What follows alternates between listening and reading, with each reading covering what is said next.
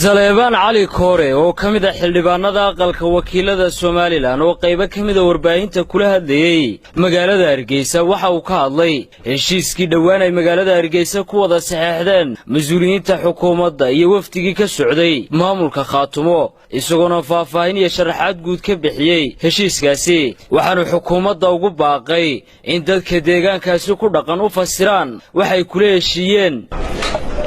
heshiiskii waagi dhaway xukuumaddu la gashay groupkii Khaatumo principle marka ugu horeysa aan cadeeyata cid kasta iyo qof kasta meel kasta iyo group kasta oo danaha Soomaaliland ku jirto ee la soo dhaweynayo ama cid lagu soo biirinayo Soomaaliland ama heshiis la gelayo principle aad iyo aad baanu raali ugana dastuurka Soomaaliland meel uu kaga taalaa laba madaxweyne iyo laba maamul iyo laba dawladood iyo laba gole iyo laba golo wasiiro meel uu kaga yaalo anigu ma arag oo cid wala la heshiin kara laakiin waa inaan violation ku sameeynin dastuurka iyo qawaaniinta uu qaraf ku leeyahay xukuumadda iyo ciddii heshiiska la gashay waxay ahayd inay fasiraan oo political dadka u sheegaan waxa uu yahay heshiisku wuxuu keenay wuxuu keenay in dadkii la iska hor keeno wuxuu keenay in ummadii la jaah wareeriyo ka soo jeeday deegaanka waxa la yiri nimankii groupka ee heshiiska la galay waxay yiraahdeen maamul baanu nahay madaxweynaanu leenahay wasiiraanu leenahay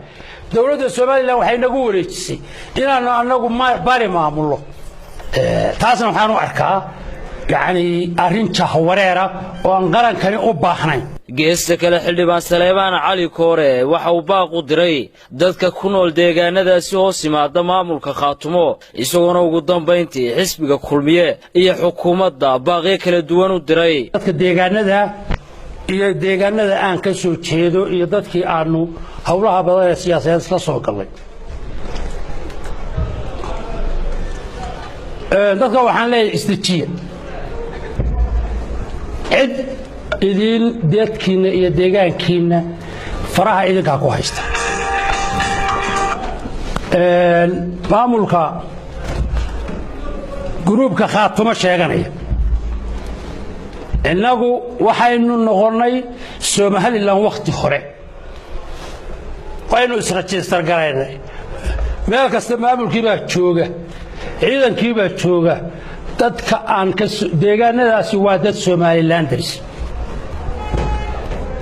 marka waxaan leeyahay shirkeeni wuu soconayaa waxaanu xukuumadda la galayna waynu ka wada hadlaynaa sida aan ogahayna gudoomiyaha xisbiga iyo ragii xukuumadda heshiiska la galay way imanayaan maanta waraaqaha la orboodayaan marba hudheelada loogu dajinaya meeshaanu ka soo bilownay waanu raggu waa ogaa 1993 iyo 1992 ilaa maanta aanu joognaa dadka yagii baanu Soomaaliland ka dhignay deegaankii baanu joognaa waanu shaqaynayni waa Idruus Cabdillah Ismaaciil Beershiya telefishinka caalamiga ee Somali Cable Hargeysa